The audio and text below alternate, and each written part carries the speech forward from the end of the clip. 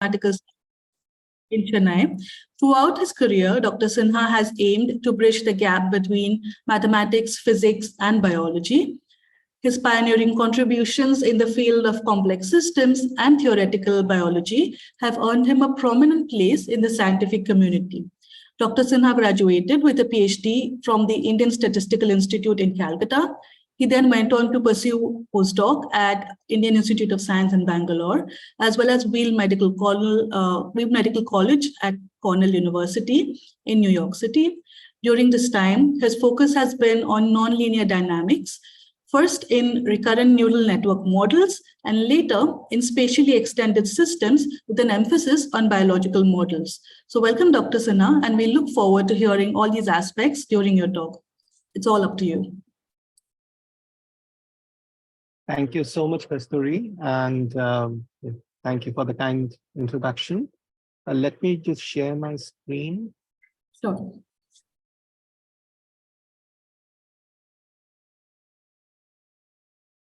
Oops.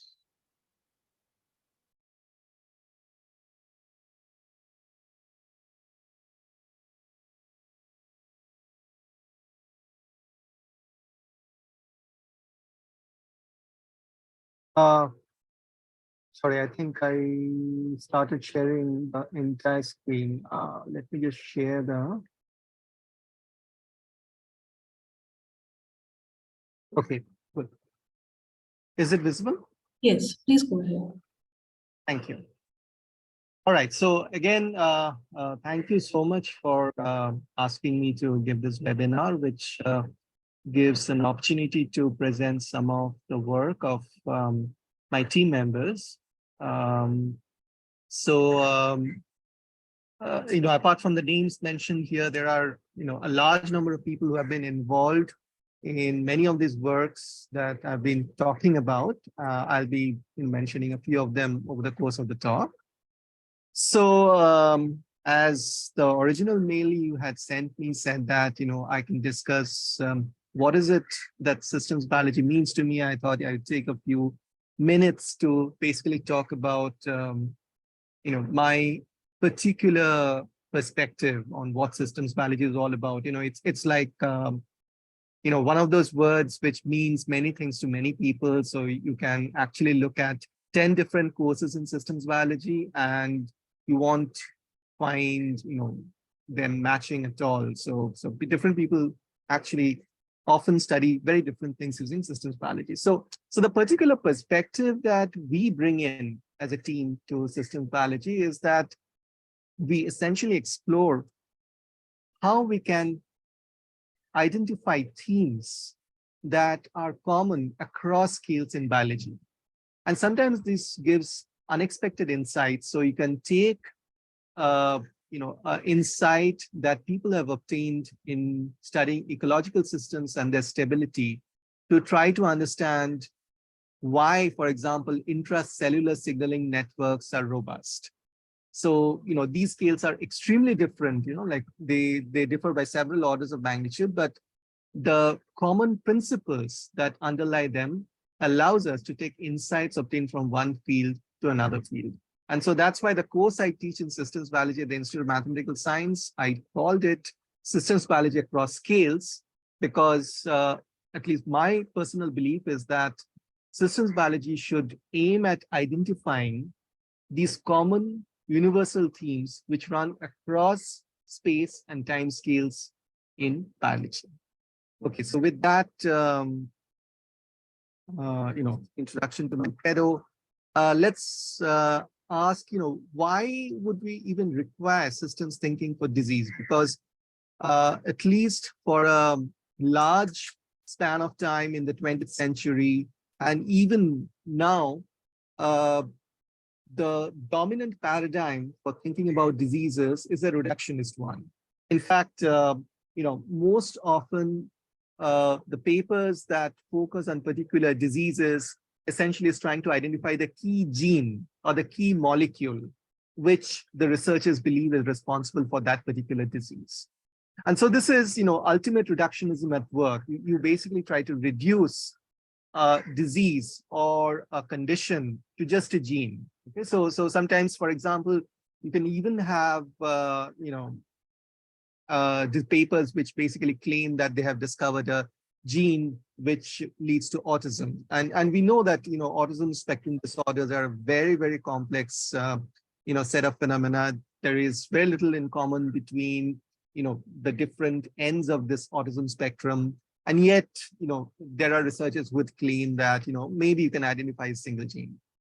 In contrast, diseases like cancer and diabetes, it's very hard to actually, reduce them down to a single gene. And that's why they have been termed as systems disease, because what we understand them about, at this moment is that most often it's not that just a single player is defective, because there are many fail-safe mechanisms in biology which can take care of things if one or two actors in the drama drop out.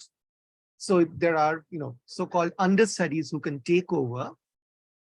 So what really happens when these diseases strike is that the key interactions between these players get disrupted. And that's why we can't understand them by just looking at individual actors. We look at how these actors actually relate to each other. How does the play stand as a result of all these characters essentially building up tension by interacting with each other? And so the cell, so I'm just showing basically, extremely simplified view of some of the reactions taking place in a biological cell. And even at this level of simplicity, you already see it looks extremely complicated. So much so that people have called it, kind of use an analog with integrated circuits. I'm sorry.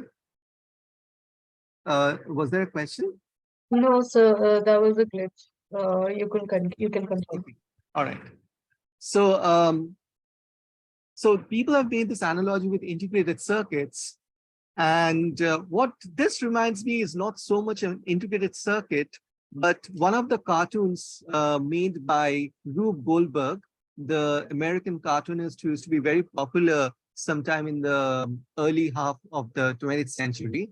So Goldberg's specialization used to come up with cartoons which would have this extremely complex, way of doing something very simple by rigging up, essentially laughable ways of making one thing lead to another, and that thing lead to another, and that thing lead to another, which ultimately will culminate in something very simple. Like, for example, this is supposedly the diagram of an automatic napkin. So it's supposed to work like this. Whenever the person takes the soup and the spoon kind of, he kind of drinks the soup from the spoon, the napkin that you see over here is supposed to wipe his face. But the way this is set up to work, at least, in this cartoon by Goldberg, you can see is extremely complicated. So, as soon as he takes up the spoon, this kind of, causes this lever to kind of raise a cracker, which kind of this bird flies off its perch to catch. And this results in a weight going into this bucket, which causes the lighter to be lit, which causes the fire to kind of lit on the rocket, which as it flies off, causes the sickle to cut this string, which then eventually causes the napkin to wipe the person's face. So some of the ways that the intracellular signaling networks operate actually looks almost this complicated. But the big difference with Rube Goldberg contraptions is that here, if even the smallest little thing goes wrong, like, for example, the bird decides to suddenly fly off before the cracker is, coming up, the whole thing will, fall. In biology, on the other hand, it's extremely robust. So it's supposed to work, assuming that multiple things might fail at the same time. And so what we want to understand is that how is it that these fail-safe mechanisms operate, and why is it that nevertheless, even with all these fail-safe mechanisms, things can sometimes go wrong? And so for this, we of course need to look at interactions between the various components, and not just at one scale, but at multiple scale. And a fantastic example of this is the question of how does the neurochemical activity that is happening in the brain actually create this phenomena where I speak to you, what we term the so-called mind. So if you look at the nervous system, you can see that things are going on at a large number of scales, going all the way from 1 angstrom, which is the molecular scale, all the way to a meter, which is essentially the length of the typical human individual, which is, basically the length span of the central nervous system, because, our spinal cord, our nerves essentially run through the entire body. And so if you're a neuroscientist, you can spend your whole life just working at the molecular scale, or you can work at the neuronal scale, or you can work at the level of systems, or if you're a cognitive psychologist, for example, you can work at the scale of the central nervous system. And the tools and techniques would be very different depending upon whether you're studying the brain at this level or this level or this level. But nevertheless, you really can't separate them out. So you can't really say that, oh, I'll discover a gene for consciousness. So we would really like to understand how all of these structures at these various length and time scales connect to each other such that the phenomena that we term the mind somehow emerges. This problem, of course, has been very well known for centuries, even though reductionism has been a very, very successful strategy for scientists over the last couple of centuries. Goethe, who was actually a scientist in his own right, says this beautifully in his epic poem Faust, where he says that a person, who trying to understand life essentially does it by dissecting living things in order to, get to the atomic constituent of life, eventually gets just the pieces, everything except the connection which gave it life. I can't express it better, so I'm just directly quoting from him. So much more prosaically, this was expounded by the physicist Philip Anderson when he wrote this article called More is Different in the journal Science in 1972, where he said that, look, you really can't reduce certain phenomena to the properties of its basic constituents because the interactions are important. And so that's why, even though at the extreme scale, it is true that all biological individuals are made up of atoms, and atoms are essentially studied by physicists. That doesn't automatically mean that biology is something that physicists would automatically be experts in, because at every scale, new phenomena are coming up. And so this is what we in today's language would call emergence, the fact that simple entities, when they interact with each other, would lead to properties which don't exist in this constituent parts. So, for example, Anderson gave the example that, look, if you look at solid-state physics, for example, or condensed matter physics, essentially the phenomena that we see there is arising because atoms or even more individual entities or even more fundamental entities like electrons are interacting with each other. Now, of course, at the most fundamental level, it's elementary particle physics, which is the dominant subject, right? So, but it's not true that if you just know particle physics, you can explain, for example, why is it that you have superconductivity? Okay? So you need to, bring in new principles to understand that. And similarly, molecular biology, of course, is the, something that comes up because molecules are interacting with each other. And of course, molecules is the domain of chemistry. A molecule falls within the domain of chemistry, but that doesn't automatically mean that all chemists are, molecular biologists. And, if we go up the scale, we know that, eventually our brain is governed by the laws of physiology, but that doesn't mean that psychological phenomena are automatically explainable by just the principles of physiology. Or for that matter, if you look at society, we know that society is made up of individuals who presumably are, governed by the principles of psychology, but social sciences is not just psychology. There are many phenomena in social sciences, which you can't really understand just by studying a single human being. And so he said that even though, the sciences that we see on the left, which he calls X, science X, are essentially governed by the interactions between the individual entities which are governed by science Y, which is on the right, that doesn't automatically mean X is just applied Y. And this is because interactions add a new layer of richness, a new set of principles come up when these individual entities start interacting with each other, which you can't explain simply by looking at the constituent parts alone. This is something that Goethe knew, of course, but Phil Anderson talked about this in a much more prosaic manner. So let me give an example from physics, which can be, which would probably be familiar to all of you.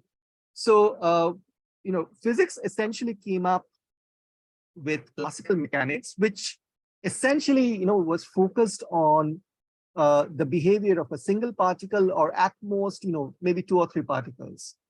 And the relevant variables are the position of the particle and the momentum of the particle.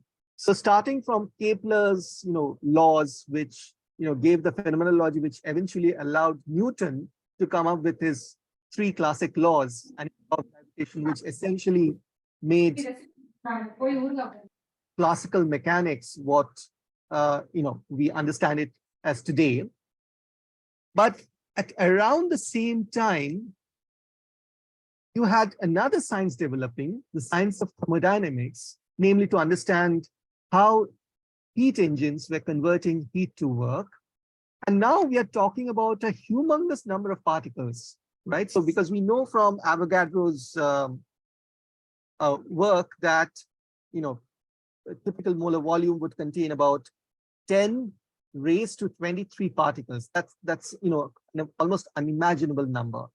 And so when you go to that, huge number of particles, we can no longer talk about position and momentum of individual particles. We simply want to be able to make sense of that. So we start talking instead about quantities like pressure, volume, temperature. And here also, initial phenomenological discoveries by Boyle, Charles, De Lucas eventually led to the laws of thermodynamics, which were laid out by Carnot and Clausius. So in the 19th century, we had these 2, phenomenal bodies of knowledge. One, classical mechanics, which looked at single particles, and the other, thermodynamics, which looked at a humongous number of particles. But the problem was they couldn't really talk to each other, because in one case, the variables were position and momentum of individual particles. In the other case, we're talking about pressure, volume, temperature. So we can't really talk about pressure, volume, temperature of a single particle. It just simply doesn't make sense. And if we want to talk about position and momentum of 23 particles, we simply don't have the ability to describe them. So how do we connect these two? Now, why is it even that we are thinking of connecting these two? And that's because somewhere between these 2 very different scales, you have the emergence of the arrow of time. So classical mechanics is reversible. So if you look at a particle's motion, it's equally likely, or it's equally valid to describe it going from, left to right, as say from right to left, or, you can just basically move the particle forwards and backwards in, any particular direction, and it will look equally valid. But in thermodynamics, we know that if you break something, or let's say you release a piece of glass and falls to the floor and breaks, that, of course, is, how it will work. It will never happen that those broken pieces are somehow going to come together and somehow become whole again.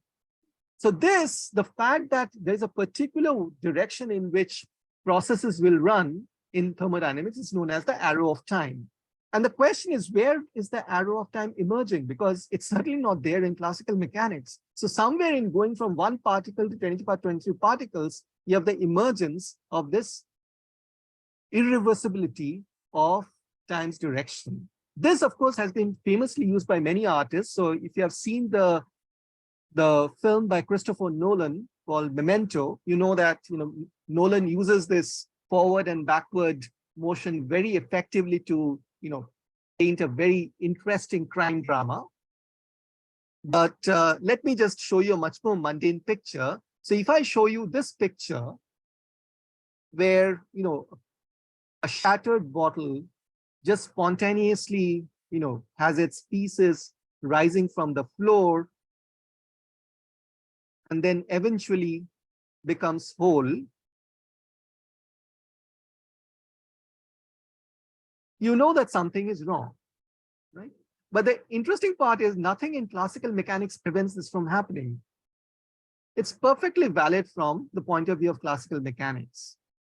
So, but of course, that what I'm doing is I'm just showing you this particular video clip in reverse order. So this is how it really happened. And I'm just running the movie backward. So I don't have to tell you this because you know that the other video clip is impossible. It can't have been really happening in reality. So this is the arrow of time, right? And it took the genius of Boltzmann to come up with statistical mechanics to show how the arrow of time emerges through the interactions between the particles.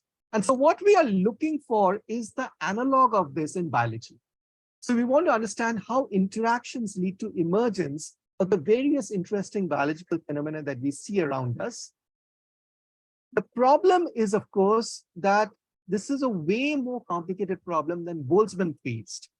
For one thing, the components of biological systems are much more complicated than the simple particles that classical mechanics and thereafter statistical mechanics looked at. Also, we are looking at systems which are far from equilibrium, because living systems, if they're in equilibrium, they're dead. Okay, so if you want to say anything interesting about biology, you have to look at far from equilibrium. And so we have to look at how interactions lead to novel systems behavior.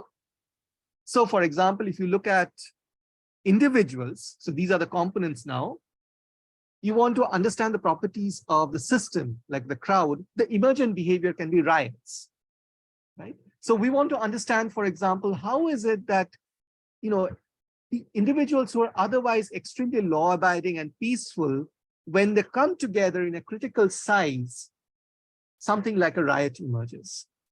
And what in particular we ask in our group is that, are there universal organizing principles that we can apply to understand such emergent phenomena in different domains of biology and different length and time scales? So for this, we use a number of tools, and using the title of this famous book by Conrad Waddington, a developmental biologist who also promoted theoretical thinking in biology, we call it tools for thought. So some of the tools for thought we use are network perspectives, looking at oscillatory behavior in many systems, then understanding how shapes form. And so, for example, if you are trying to understand development, of course, looking at how the embryo is shaped is a crucial question. And also we look at waves.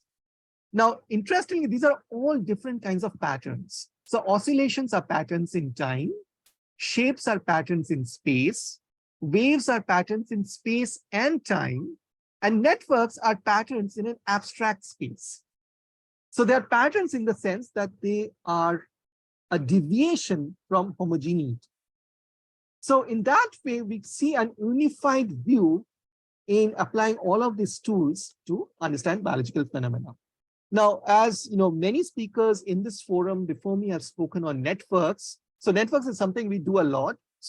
But since many speakers have spoken about this, I decided to focus on a different tool, namely that of waves, because waves are also something which are seen across scales in biology, right from trying to understand how a particular embryo like that of zebrafish, for example, develops over the scale of the first 48 hours as the embryo forms. So for example, if you look at the vertebral column, this vertebral column essentially forms by waves which eventually freeze and forms the somites that make up the backbone.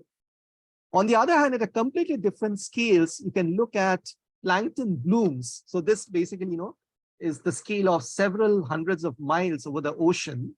And we try to understand how these planktonic blooms actually form as a result of interaction between phytoplankton and zooplankton, swimming in the ocean. Interestingly, this very, very similar tools can be used and similar phenomenology can be used to understand this phenomena occurring at this very different scales. So we need to look at toy models to understand how interactions lead to emergence, how they self-organize. And I will just, illustrate this with using one particular example. So, one fantastic example of emergence is the fact that, the crowd, it's often said, has no mind. So how is it that, individuals who are otherwise very peaceful, when they gather in a crowd, can suddenly become a violent mob? So we can model it like this. We can say that, look, individuals mostly stay quiet or in a resting state, but occasionally, through circumstances or their surrounding, they can go to an agitated or an excited state for a relatively brief duration. Now, this is a word model. So how do we turn this into a quantitative model so that we can start predicting things? So in the spirit of, the spherical cow, so to say, we can describe all such systems which have this property as belonging to a class called excitable systems, which are characterized as follows. They belong to one of two states at any given time, a resting state or an excited state. And they go from a resting to an excited state if the stimulation exceeds a threshold. And after excitation, it cannot be re-excited for a resting period or a refractory period. Now, if this sounds complicated to you, just think in analogy of what you actually think of when you say that this person is very excited or excitable. You essentially say that, look, this person can very easily be driven from a quiet state to a very agitated state. But of course, different people have different thresholds, right? So some people are very easily angered, so their threshold is low. Some people are, very calm, and it's very, very difficult to agitate them. So they have a very high threshold. So when they switch from this resting state to excited state, you basically have a crossing of a threshold. Now, suppose you manage to agitate a particular person, let's say by poking this person. If while this person is still agitated, you give the same stimulus, namely you poke her again, you will probably not get the same response. The person is still trying to cool down, right, from the previous agitation. So this is the resting period. However, if after a day or a week, you come back and give the same stimulus, namely you poke her, you probably will see the same reaction, agitation. And so this is what we mean by a refractory period. So different systems have different refractory periods. So a very simple model of this can be done by just taking, what is known as a differential equation. Now, understand that, there could be members of the audience who are not familiar with differential equations. So this just means that I'm basically saying that there is this variable u, which essentially quantifies the amount of excitation in the system. Now, I need to define a resting state and an excited state. So that means I have to set up a scale in which to measure u.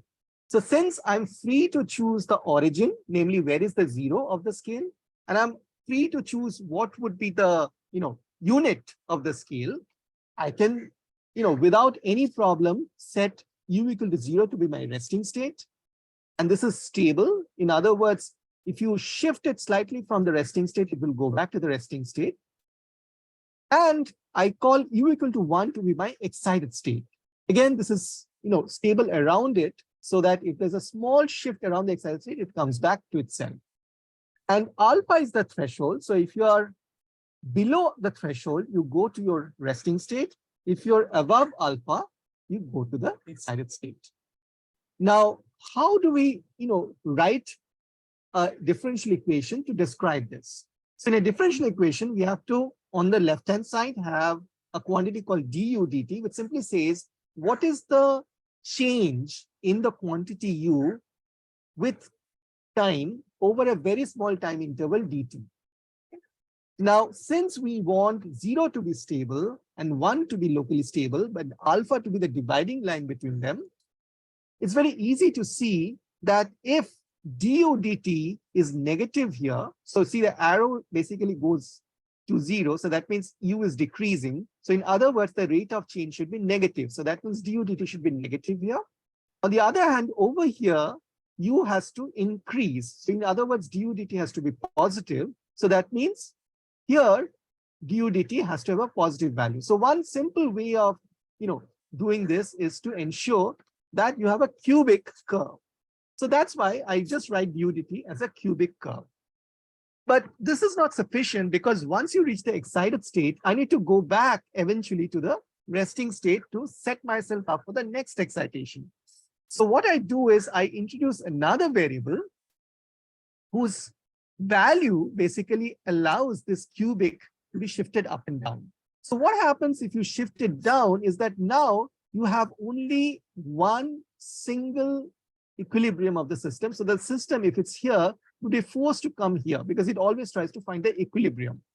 So that means that now I can actually write down another equation, this time in V, which tells me that how this cubic line will change with time so that I get the behavior which I want. That is, if I don't cross a threshold,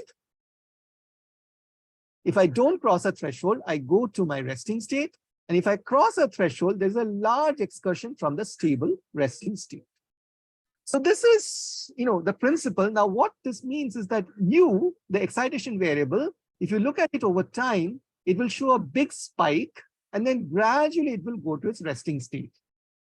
So this tells us that this can actually describe a lot of behavior in biology which has spiking activity. Things like neurons, pancreatic beta cells, muscles, and so on. The other important thing to note is that excitation is contagious. In a crowd, one agitated person can actually agitate her neighbors. Similarly, here, excited cell can actually pass its excitation to neighbors. And the more excited neighbors you have, more likely you are to cross a threshold. So a very fun example of this would be to see a Mexican wave in a stadium. So when the spectators are sitting down, they're in a resting state. However, when a Mexican wave is coming around, what happens is that momentarily they stand up, throw up their hands, and move over to the excited state. And then eventually they again sit down and then go back to the resting state. Okay? So many of the properties I spoke about this excitable medium, you can actually understand using this analogy. But why are we interested in this? This is because we have excitable systems all around us. Our brain is excitable because the neurons are excitable, muscles are excitable, cardiac myocytes are excitable, uterine myocytes are example. And so we would really like to understand how is it that these excitation waves propagate. So in the heart, the cells are joined by specialized proteins known as gap junctions, which allow this electrical excitation to propagate from one cell to its neighboring cell. And this allows the normal sinus rhythm, which makes our heart contract, to actually propagate like plane waves across the heart. However, these excitation waves have the strange property that unlike sound waves or light waves, they can't really cross each other or interfere with each other. So when they meet, they actually annihilate. And this actually results in this very interesting wave known as spiral waves. Now, this is not just a mathematical curiosity. It turns out that these spiral waves are what leads to a whole host of many interesting biological phenomena, starting from the aggregation of slime by cyclic AMP signaling to calcium waves, which organize the cytoplasm of xenopus oocytes and presumably also in other animals, to electrical activity in the heart during abnormal circumstances, and to spreading waves in epidemics. So for example, spiral waves in the human heart has been related to the phenomena known as cardiac arrhythmias, the abnormal breakdown of the rhythmic functioning of the heart. And this provides a textbook example of why we require systems thinking in biology. So if you look at this graphic, it essentially tells you what are the results of the various drugs which have been devised over several decades to treat cardiac arrhythmia. Now you notice that, these various drugs which are, given in the various rows have different efficacies. So, let me just tell you how to read this graph. So one essentially says that the mortality of the group which has been given the medicine is the same as the control group. In other words, along this line, giving the medicine has effectively resulted in no change whatsoever. Okay. If you're below this line, that means mortality in the group which has been given the medicine has reduced by, this much factor. So, like, for example, beta blockers, which are a very, very successful drug, has reduced mortality to 0.81. Okay. So essentially compared to 1 in the control group. So therefore, it's a successful drug. These drugs, although they are marginally, on the line. So for example, this particular drug is 0.82, but because its error bars are kind of crossing the line 1, so you can't really say whether it's statistically significant effect on the patient population. Now, that's not what I want you to focus on. I want to focus on the class 1C drug and the D-sortilol drugs, the so-called CAST clinical trials and the SOAD clinical trials. So what you find very strange is that it seems drugs which are developed to prevent cardiac arrest are actually killing people, in this case, at more than twice the rate of the control population. Now, that's really strange. Why is it that, you spend millions of dollars in developing a particular drug? You have scientists basically working day and night to, make sure that you get a drug which helps people. And yet, when you started a clinical trial with human beings, you ended up with so many people that it had to be stopped within months of starting the clinical trial. And the same issue happened with D-sortilol. It also started killing people like flies. So what went wrong? And so this tells us that even for, clinical trials, we need to take into account the systems aspect of a disease. So cardiac arrhythmia, it turns out, is also a systems disease. So when this medicine was developed, when this class 1C and when the D-sortilol were developed, people were using the reductionist approach, which is the usual approach in, developing drugs. So you focus on a particular molecule and you ask, okay, can this molecule bind to a particular site in the cell? And so what were they looking for is, can you make this drug bind such that the cell becomes less excitable? Because cardiac arrhythmia is all about the heart becoming uncontrollably excitable. So the understanding was that, okay, if we make individual cells much less excitable, maybe we can prevent cardiac arrhythmia. So, again, think of in terms of the analogy of the Mexican wave. So in the Mexican wave, what was happening was, people were jumping up when the wave was coming around. Right? So you are saying that, look, cardiac arrhythmia happens because, people start jumping up even when there's no Mexican wave coming at them. That, they are kind of confusing the whole stadium. And that's why, small waves are basically starting at various parts of the stadium. So how do you control it? So according to this reductionist phenomenology, it says that, look, people jump up because they're excitable. So let's just reduce their excitation. So how do you reduce their excitation? Okay, maybe you have policemen standing by, or maybe you give them lots of alcohol or whatever, so that, they feel sleepy. Now, the problem is, of course, that when the real Mexican wave, when the actual Mexican wave comes around, these people are just too kind of, dormant to actually start jumping up and raising their hands. So even the normal Mexican wave falters and dies. And that's precisely what happens with this class 1C and D-sortilol. In making the cells less likely to be excited by themselves, you're actually preventing them from joining in the excitation when the actual sinus wave is coming around. And so therefore, the wave that is supposed to make the heart contract only, succeeds in certain parts of the heart, doesn't succeed in other parts of the heart. And you get all these kinds of spiral waves which act as interference patterns, so which interferes with the normal rhythmic functioning of the heart. and you get a breakdown and eventually cardiac arrest. So I understand that I may have gone way over time.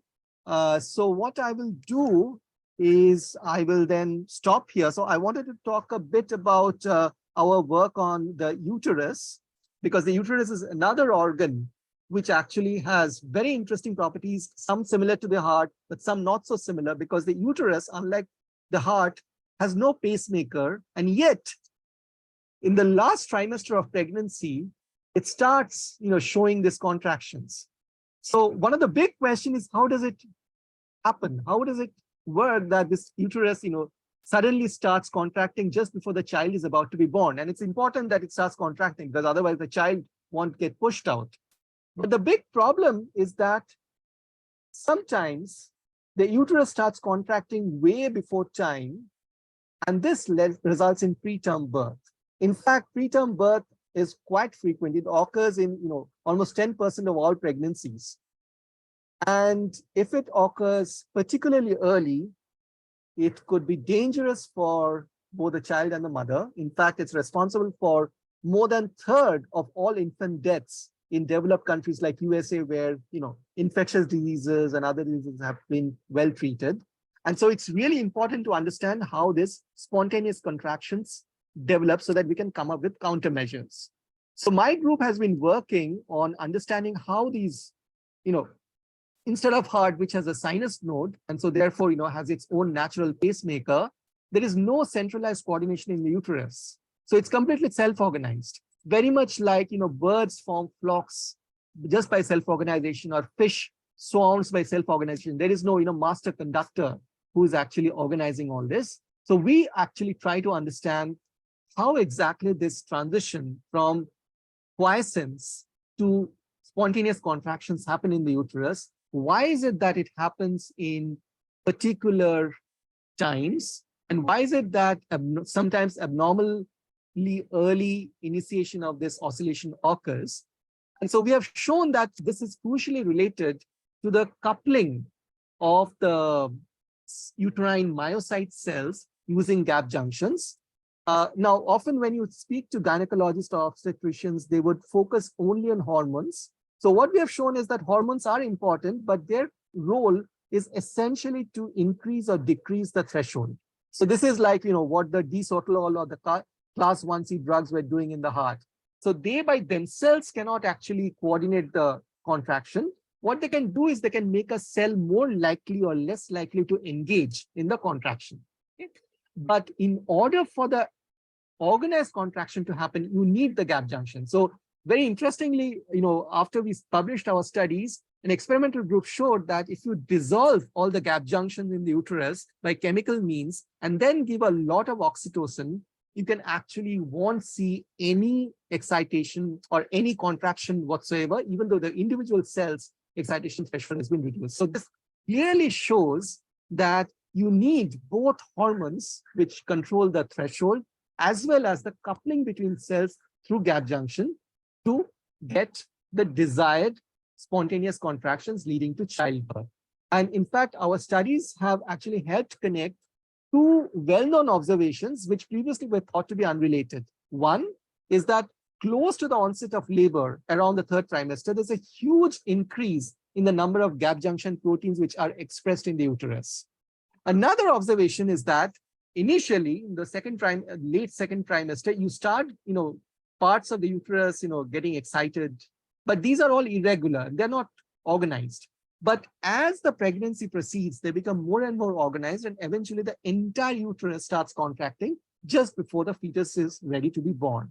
And so we show that, in our model, we can actually chart the progress of pregnancy as this diagonal line, which is basically going from what we call the clustered state through global synchronization to finally the coherent state. So I'm not showing you the details of the model because of lack of time. And very recently, we have been actually trying to see how the electrical activity of muscles, the fact that muscles have piezoelectric behavior, the fact that if you push muscles, they can actually generate electric current on their own.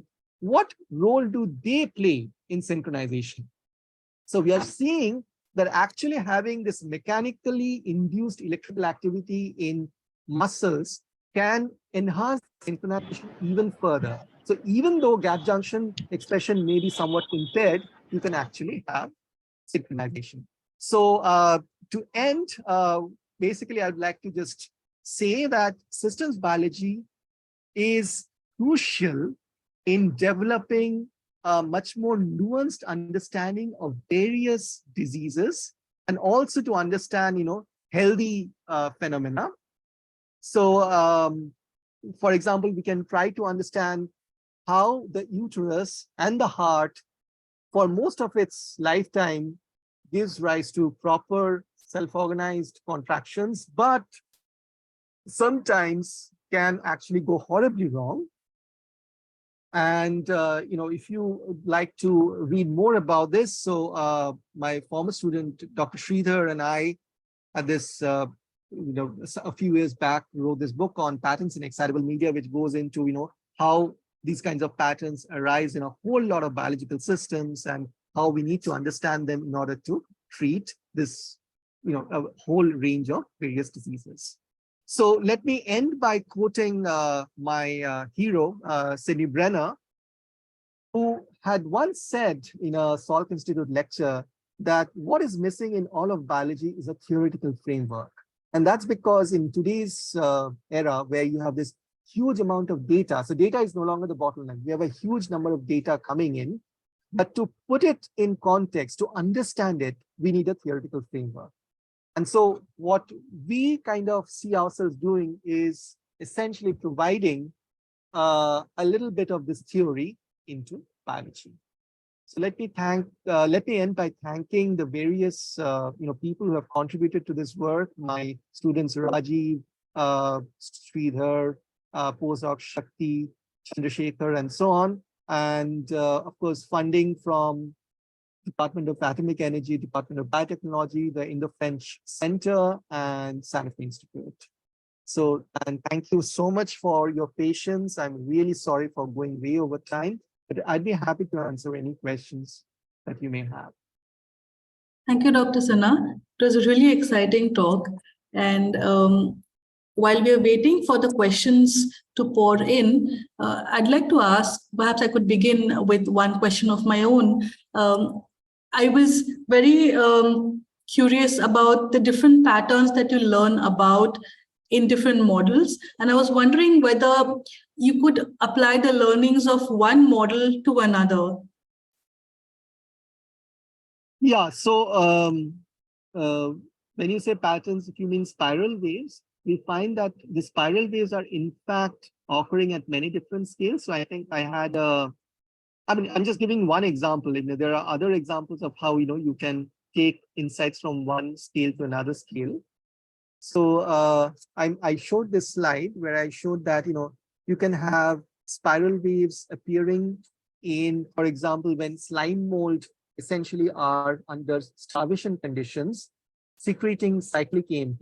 So this cyclic AMP is like a come hither signal. It basically tells other slime mold cells. So basically slime mold lives most of its life as single cells. When food is adequate, they're all behaving as single cellular organisms. But when food becomes scarce under starvation conditions, they realize that they can't live alone. So they start secreting this signal. It's like saying, come here. So every cell is doing this. And it turns out that this forms these kinds of very interesting spiral wave-like patterns, which in some sense allows the cells to essentially walk towards each other. So they basically figure out the gradient, they walk towards each other, and eventually they aggregate and they become a multicellular organism. So this is one of the most spectacular transitions that we see in biology. Normally we think of unicellular and multicellular organisms as two separate domains. But slime mold is capable of spending its life both as unicellular and as well as part of a multicellular organism. So when they become a multicellular organism, they form what is known as what looks like very much like a plant. They form a fruiting body, part of it forms the stalk, and then the fruiting body bursts and spores basically spread out in the wind to form a colony in other places. And so one of the things we'd really like to understand is how spiral waves over here are actually optimizing the communication between this slime mold. And on a completely different scale, we find that such waves can also appear if you look at a very macro scale of how epidemics are propagating across a country. So for example, this is a simulation of a particular epidemic in Thailand. Now, Thailand being a particular geography, you can actually see these waves. For example, let's say the epicenter was here. You can see that how the waves basically starts from spreading from there and eventually goes down this chain. And in our simulations, we have seen that diseases which mostly spread by contact, and if there is not too much long distance transport, you can actually also see how waves, and in particular spiral waves, can actually emanate from these epicenters. In particular, we have been doing this study of how malaria incidence in North Bengal can be analyzed using wavelet analysis. And much to our surprise, we found that even there, we can identify epicenters from where epidemics or malaria cases actually spread out in a wave-like manner each season. And so we are currently in the process of trying to understand how is it that something like vector-borne diseases, which presumably has some long-range interactions, can nevertheless still show this wave-like spreading. So, this is just an example of how you can have the same phenomena appear at very different contexts, very different scales. That's fascinating. Thank you. So Anshu was asking, is it possible to generate waves and compare between different phenomenon? Like, for example, if you were to generate waves for a phenomenon like normal cell division, could you also compare it to those in a cancerous cell division? A very interesting question. So, so one of the things that we had very recently been looking at is the mitotic wave organization. So, like when the cells divide in a growing embryo, we know that essentially they are, over the cellular, in a process which is coordinated by the cellular clock, right? So it goes through these various phases, and then at the end of one cell cycle, once the mother cell becomes two daughter cells. So the question people ask is that, okay, so that's for a single cell. Now what happens over the entire embryo? Are these divisions coordinated? So it turns out that there are waves, which are known as mitotic waves, which actually spread through the embryo. And as the wave hits the various regions of the embryo, they essentially initiate the cell division. And so you can think of it as a process where you have clocks which can run according to a particular rhythm, but in isolation, maybe the clocks will not be synchronized with each other.